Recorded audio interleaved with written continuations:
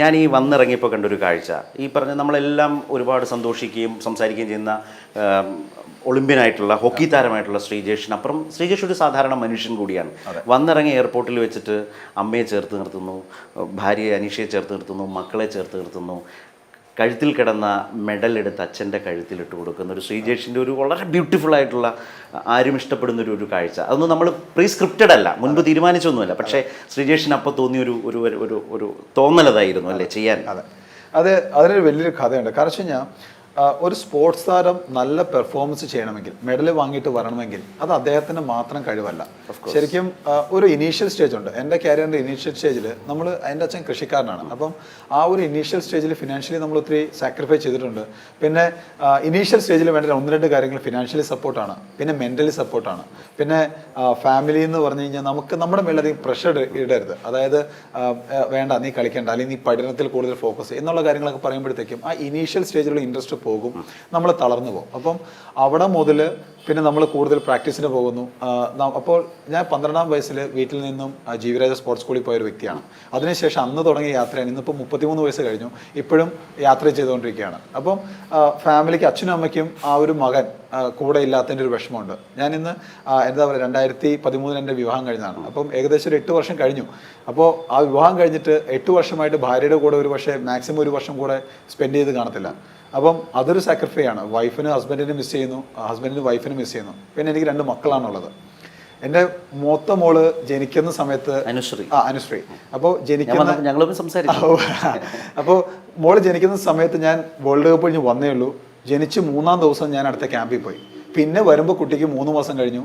അത് കഴിഞ്ഞ് ഒരാഴ്ച കഴിഞ്ഞ് പോയിട്ട് വരുമ്പോഴത്തേക്കും കുട്ടിക്ക് 6 മാസമായി. അച്ഛൻ വല്ലാതെ സ്ട്രേഞ്ചറാണ്.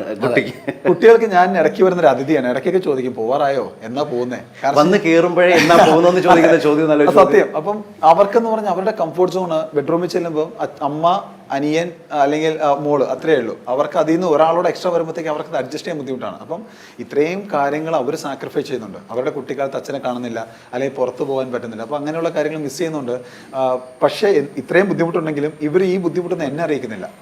അതായത് ഇവിടെ നടക്കുന്ന പ്രശ്നങ്ങൾ അല്ലെങ്കിൽ ഇവിടെയുള്ള കാര്യങ്ങളെല്ലാം എന്താ പറയുക, നമ്മളെ പെർഫോമൻസിനെ ഡിസ്റ്റർബ് ചെയ്യാതിരിക്കാൻ വേണ്ടിയിട്ട് ഇവരത് സാക്രിഫൈസ് ചെയ്യുന്നു. അതുപോലെ തന്നെ ഞാനും ഇവരെ അത്രത്തോളം തന്നെ മിസ് ചെയ്യുന്നു. അപ്പോൾ നമ്മൾ അവിടെ ചെയ്യുന്ന ഹാർഡ് വർക്ക്, അവിടെ നടക്കുന്ന പെയിൻ, അല്ലെങ്കിൽ ബോളിന് അടി കിട്ടിക്കഴിഞ്ഞുള്ള വേദന, ഇതെല്ലാം നമ്മൾ മറക്കുന്നു. അപ്പം ഞാൻ എത്രത്തോളം ആ ഒരു മെഡൽ ഡിസർവ് ചെയ്യുന്നുണ്ടോ അത്രത്തോളം തന്നെ എൻ്റെ ഫാമിലിയും ഡിസർവ് ചെയ്യുന്നുണ്ട്. തീർച്ചയായും ആ സീൻ അന്നും ഇന്നും ഇനിയും കാണുന്നവർക്ക് കൃത്യമായി അത് എന്തുകൊണ്ടാണ് പെട്ടെന്ന് ഉള്ളിൽ നിന്ന് തോന്നി ശ്രീജേഷ് അന്ന് ആ എയർപോർട്ടിൽ വെച്ച് അങ്ങനെ ചെയ്തത് എന്നതിൻ്റെ ക്ലാസ് മറുപടി അതിനകത്തുണ്ട്. കൃത്യമായി മനസ്സിലാവുന്നു എത്രമാത്രം അവരെ വിലമതിക്കുന്നു എന്നുള്ളത്. പക്ഷേ ജീവിരാജ സ്കൂളിൽ പോയിട്ട് തിരിച്ചു വന്ന പക്ഷേ ഒറ്റയ്ക്കല്ല.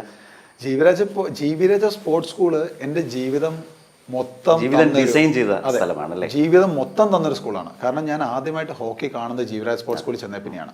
ഇന്ന് എൻ്റെ ഹോക്കി എൻ്റെ ജീവിതത്തിൻ്റെ ഭാഗമാണ്. 9-ാം ക്ലാസ്സിൽ വെച്ചിട്ടാണ് എൻ്റെ വൈഫിനെ ആദ്യമായിട്ട് കാണുന്നത്. അവളെ അവിടെ നിന്ന് പൊക്കിക്കൊണ്ട് പോകുന്നു.